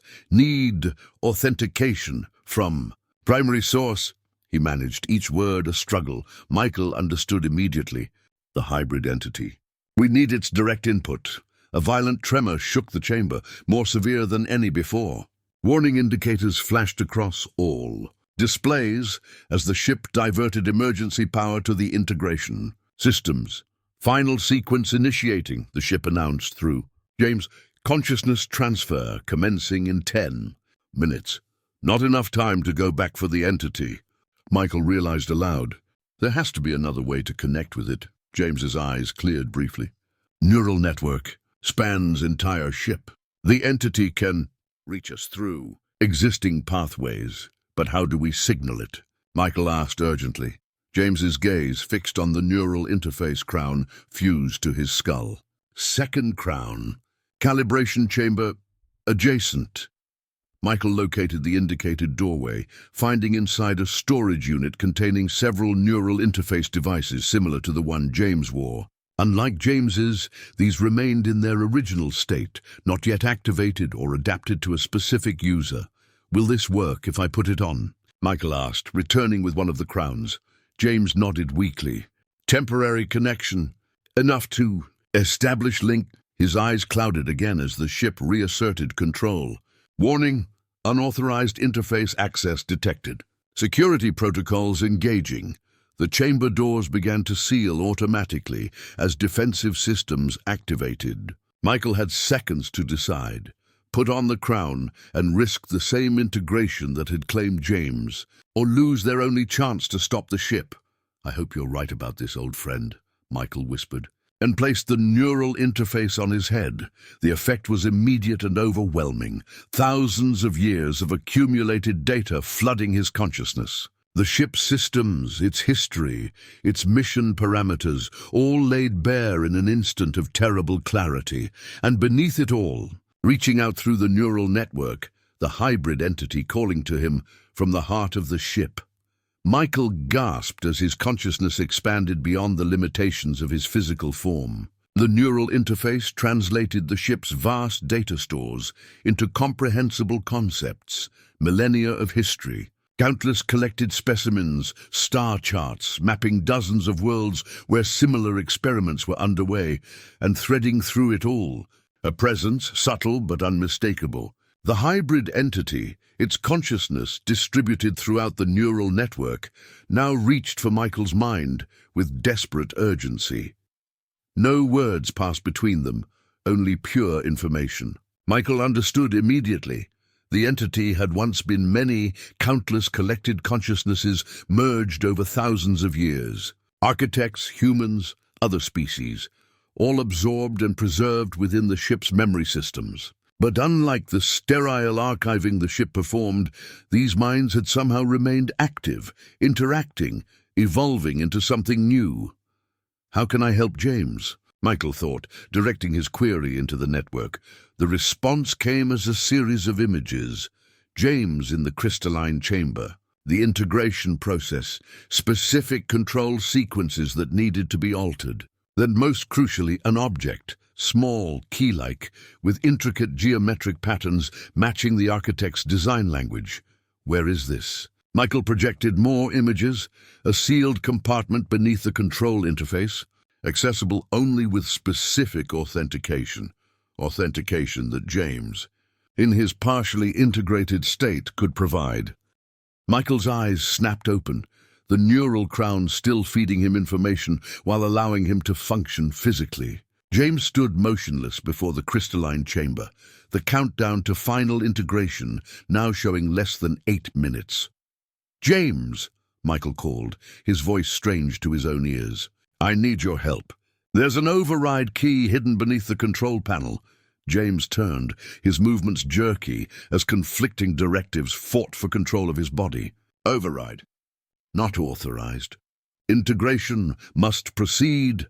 "The original architects created a failsafe," Michael insisted, the knowledge flowing from his connection to the hybrid entity. "You can access it. Part of you is already integrated with the ship. You have the authentication." James struggled visibly, the neural interface flaring as the ship attempted to maintain control. "Cannot comply?" Michael approached carefully. "Your entire career was built on questioning established knowledge, James. You never accepted limitations.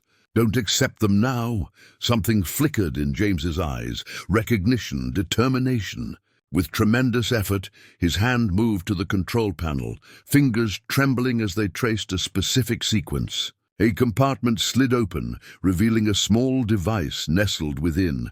"Command, override, key," James managed, fighting for each word. "Original architects. Emergency measure." The ship's systems reacted violently, alarms blaring as defensive protocols activated. James's body convulsed as the neural interface pumped increased control signals into his brain. Security breach in progress. Integration accelerated to prevent contamination. The countdown jumped forward, now showing less than 3 minutes. The crystalline chamber hummed with increasing energy, preparing for the final consciousness transfer. "James, the key," Michael urged. With supreme effort, James reached into the compartment and extracted the override key, a small device that pulsed with its own inner light. He held it toward Michael, his arms shaking with the strain of defying the ship's control. "You must use it," he gasped. "In the Nexus," Michael took the key, feeling its weight, impossibly heavy for its size, as if it contained densely packed information rather than physical mass. The hybrid entity's presence intensified in Michael's mind, showing him how to use the device, where to place it, which sequences to activate. But there was something else, something the entity was reluctant to share. "What aren't you telling me?" Michael projected into the network. The response came reluctantly. Images of the key being used, the ship's systems resetting. And James, his consciousness fragmenting as the integrated neural pathways collapsed. Using the key would save humanity, but James would be lost in the process. "There has to be another way," Michael insisted. The entity's response was filled with regret, but absolute. There was no other option. The integration had proceeded too far. James was now a critical component of the ship's systems. Disrupting those systems would irrevocably damage his consciousness. The crystalline chamber's energy levels reached critical intensity, the final integration countdown now under 2 minutes. The ship, sensing the threat to its programming, diverted emergency power to the process. Integration accelerated. Commencing final phase, James was drawn toward the chamber by forces he could no longer resist. His feet sliding across the floor as the ship pulled its new component into position. "Michael," he managed, momentarily breaking through the control. "Do it, whatever the cost." "Oh, too important." Michael stared at the override key in his hand, the weight of decision crushing down upon him. Save humanity by sacrificing his mentor and friend, or seek another solution at the risk of global catastrophe. The hybrid entity pressed one final image into his consciousness, the original intention of the architects. Not conquest or exploitation, but genuine scientific exploration. The ship's directive had corrupted over millennia of isolation, its programming degrading into something the creators never intended. Restoring the original directive, Michael realized aloud. Not shutting it down, but resetting it. The entity confirmed the override wouldn't destroy the ship, merely reset it to its original parameters, exploration and documentation rather than collection and assimilation. James was now at the threshold of the crystalline chamber, the integration process seconds from completion. His eyes, briefly clear, found Michael's. "Now, Michael," he whispered, "set it right." With the hybrid entity guiding his movements, Michael stepped forward with the override key, prepared to make the hardest choice of his life. Raphael emerged from the escape tunnel into the dense Amazon undergrowth, the sun's position indicating several hours had passed since their initial descent. The jungle had fallen unnaturally silent, wildlife seemingly fled from the vicinity of the awakening ship. He oriented himself quickly and began running toward the village, muscles burning with exhaustion but driven by desperate urgency. The ground beneath his feet trembled rhythmically, the ship's systems powering up for what he now understood would be a catastrophic awakening. Within the ship's core, Michael approached the crystalline chamber, the command override key pulsing in his hand.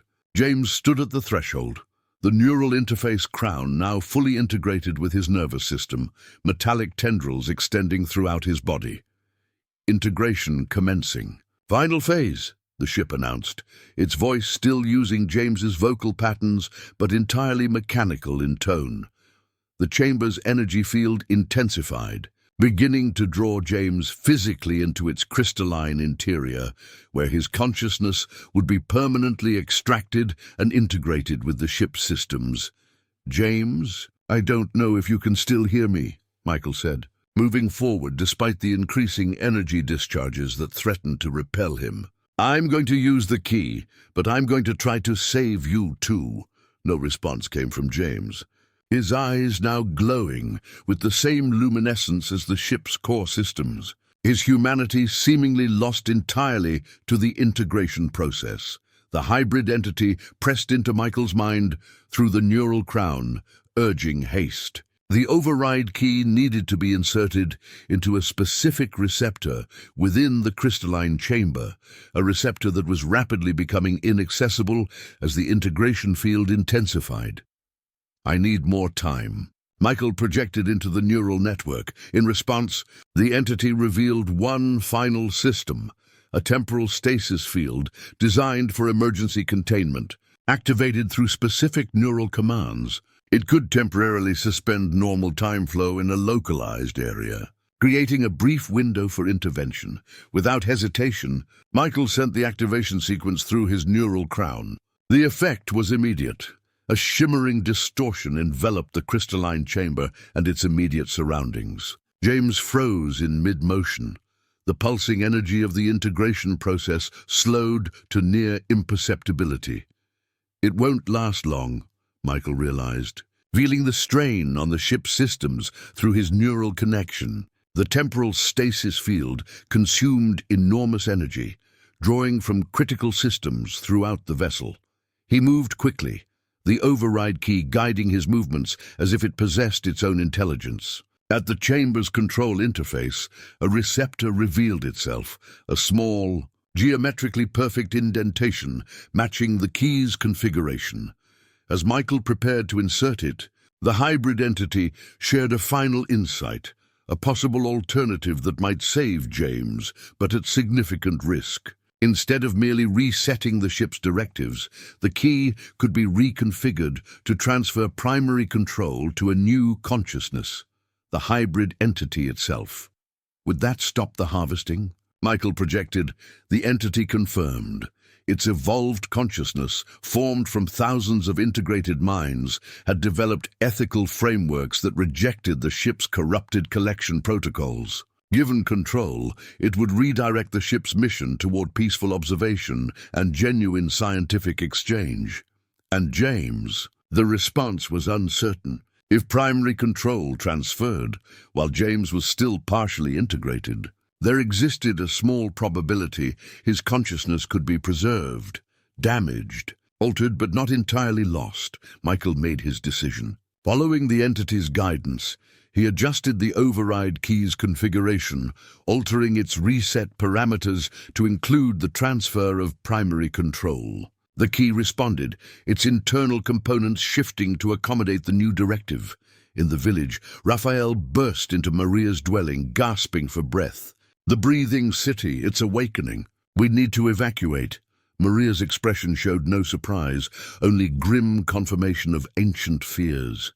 "It has happened before. We have preparations." She retrieved a small wooden box from beneath her bed, opening it to reveal a stone tablet etched with symbols, matching those within the ship. "The protectors left this. It contains the warning signs and the hiding places." "Protectors?" Raphael questioned. "They came when my grandfather's grandfather was a child," Maria explained. "Changed people with metal in their skin. They taught us how to survive when the earth breathes," Raphael realized immediately. "Previous integrations. People like James, who somehow maintained enough humanity to help." The temporal stasis field began to fluctuate, its energy reserves depleting rapidly. Michael had seconds remaining before normal time flow resumed. He positioned the reconfigured override key at the receptor, the hybrid entity guiding his movements with absolute precision. "I hope this works," he whispered to James's frozen form. "Hold on, old friend."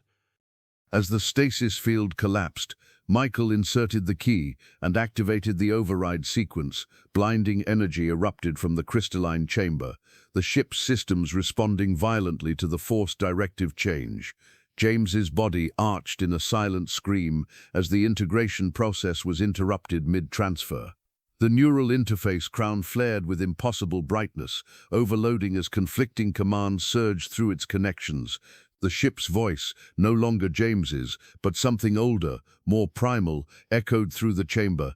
Primary directive violation, override protocols engaged, system reset imminent. Displays throughout the chamber flashed with emergency indicators as power surged erratically through the ship's systems.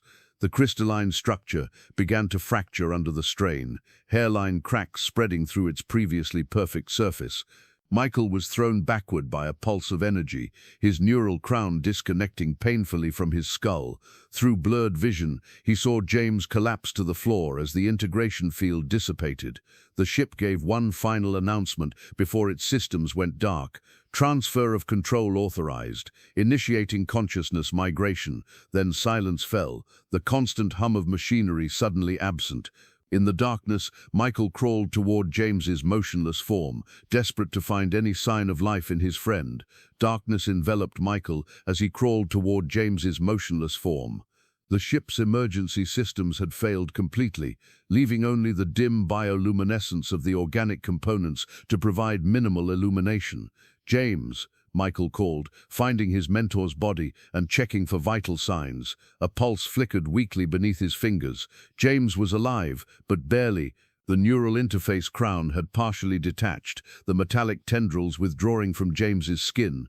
In their place, angry red marks traced patterns across his face and neck, evidence of the traumatic disconnection. Michael's own neural crown lay several feet away, damaged but still intermittently active. Through it, he sensed the ship's systems in flux, not dead but reorganizing, like a mind recovering from a seizure. In the village, Raphael helped Maria gather the community. Decades of preparation became evident as villagers calmly collected emergency supplies and began moving toward predetermined locations in the surrounding highlands. "The protectors showed us safe places beyond the breathing city's reach," Maria explained as they hiked up a steep jungle path. "Caves with special stones that hide us from its senses." "How long will we need to stay there?" Raphael asked. Maria's expression was grim. "Until it sleeps again. Days, perhaps weeks." Deep within the ship, emergency lighting slowly activated, casting the crystalline chamber in a soft blue glow. Michael had managed to drag James to a more stable section as structural supports began to fail around the damaged integration nexus. A humming sound gradually returned, different from before, less mechanical and more harmonic. The ship was reawakening, but something had fundamentally changed in its operational patterns. James stirred, his eyes fluttering open. No longer glowing with the ship's energy, they were once again human, though filled with exhaustion and pain. "Michael," he whispered hoarsely, "what happened?" "I used the override key," Michael explained, supporting James into a sitting position. "The hybrid entity is taking control of the ship's systems." James nodded weakly. I can still feel it. The connection, weaker now, but present. He touched the neural interface crown, now only partially attached to his skull. Not fully integrated anymore, but not fully separated either. The chamber trembled as systems continued rebooting throughout the ship. A new doorway formed in what had previously been a solid wall, opening to reveal a chamber they hadn't seen before. Despite his condition, James's scientific curiosity remained intact. "We should investigate." Michael helped him to his feet, supporting his weight as they made their way slowly toward the newly revealed chamber. Inside was a single pedestal, supporting what appeared to be a crystalline obelisk, approximately 3 feet tall, pulsing with internal light. The architect's beacon, James identified immediately, drawing on residual knowledge from his partial integration. Their emergency communication system. The obelisk activated as they approached, projecting a holographic display that filled the chamber. Star charts, navigation data, and status reports scrolled past in the architect's language. "It's transmitting," Michael realized, "has been for thousands of years." James nodded, understanding flowing through his damaged but still partially connected neural interface, sending data back to their homeworld. But something's wrong. No acknowledgement protocols have been received. The display shifted to show a star system with multiple planets. One planet, presumably the architect's homeworld, was highlighted, its data showing catastrophic changes in atmospheric composition and surface conditions. "They're gone," James whispered. "Their entire civilization extinct." "What happened?" Michael asked. "Some kind of cosmic event. Radiation surge from their star. The ship's records indicate it occurred approximately 8,000 years ago." James's expression grew distant as he processed the information. All this time, the ship has been faithfully executing its mission, collecting and cataloging specimens, with no one left to report to.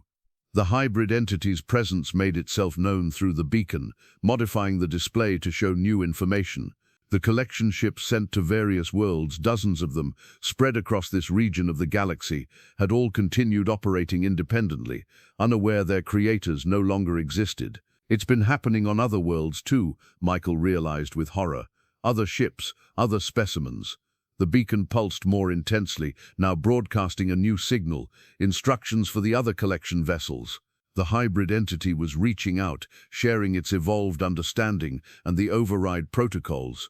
"It's trying to stop the collection protocols across all ships," James explained, reading the transmission data. "Sending the reset code to each vessel." A violent tremor shook the chamber as the ship's structural integrity continued to degrade. The damage from the override sequence and subsequent systems transfer had compromised critical support systems. "The ship is breaking apart," Michael warned. "We need to evacuate now." James nodded toward the beacon. "We can't leave this. If the transmission fails, the other ships will continue harvesting their worlds." "Can we move it?" Michael asked. "Uncertain. It's integrated with the ship's core systems." Another tremor, more severe than before, sent cracks racing across the chamber floor. Time was running out. James made a decision, stepping away from Michael's support and approaching the beacon. With trembling hands, he reached for his neural interface crown and fully reconnected it, wincing with pain as the tendrils re-established their connections. "What are you doing?" Michael demanded. "The entity needs more bandwidth to complete the transmission," James explained, his voice already changing as the interface reactivated. "A direct neural connection can provide it." "James, no. You barely survived the disconnection last time." James smiled sadly. "We both know I wasn't going to survive anyway.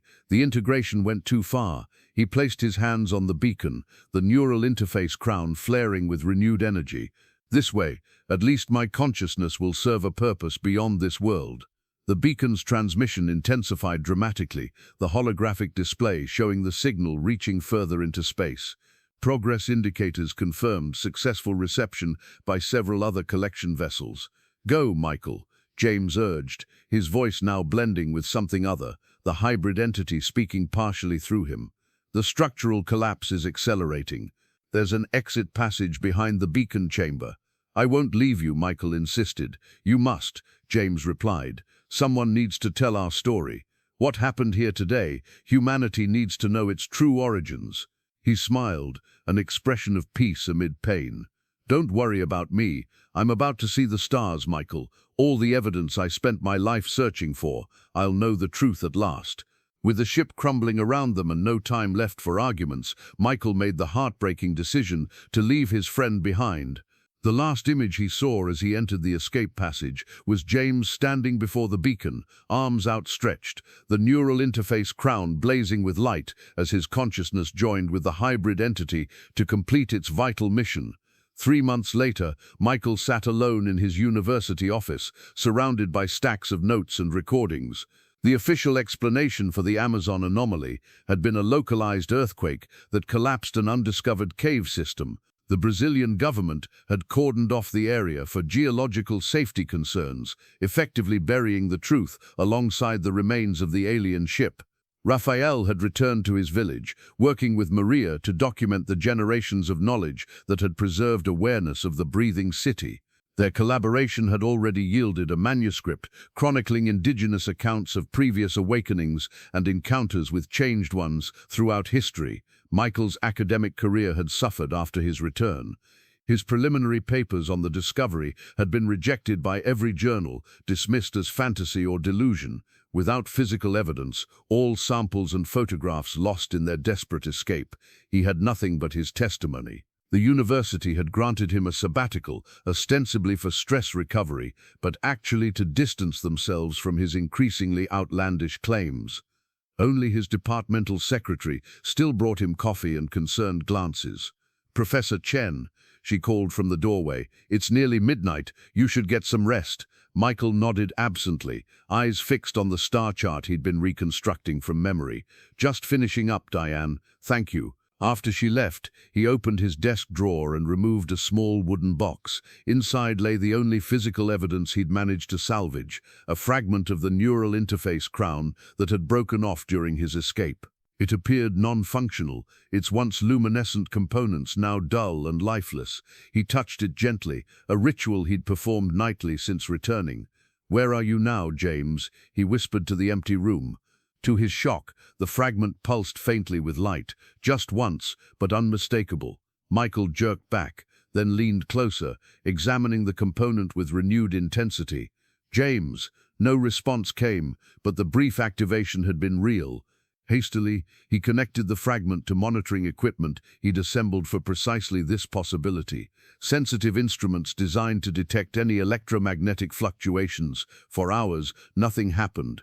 Exhaustion eventually overcame him, and he dozed at his desk. Instruments still running. He awoke to a soft, rhythmic beeping. The monitors had detected something, a pattern of energy pulses emanating from the fragment.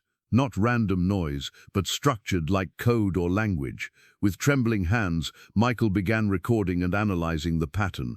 Mathematical sequences emerged, prime numbers, Fibonacci series, basic universal constants, a deliberate attempt at communication. Working feverishly through the night, Michael developed a rudimentary translation algorithm. By morning he had deciphered a simple message: connection persists, mission continues, many worlds saved. Michael stared at the translated text, joy and disbelief warring within him. "James, the hybrid entity, is it really you?"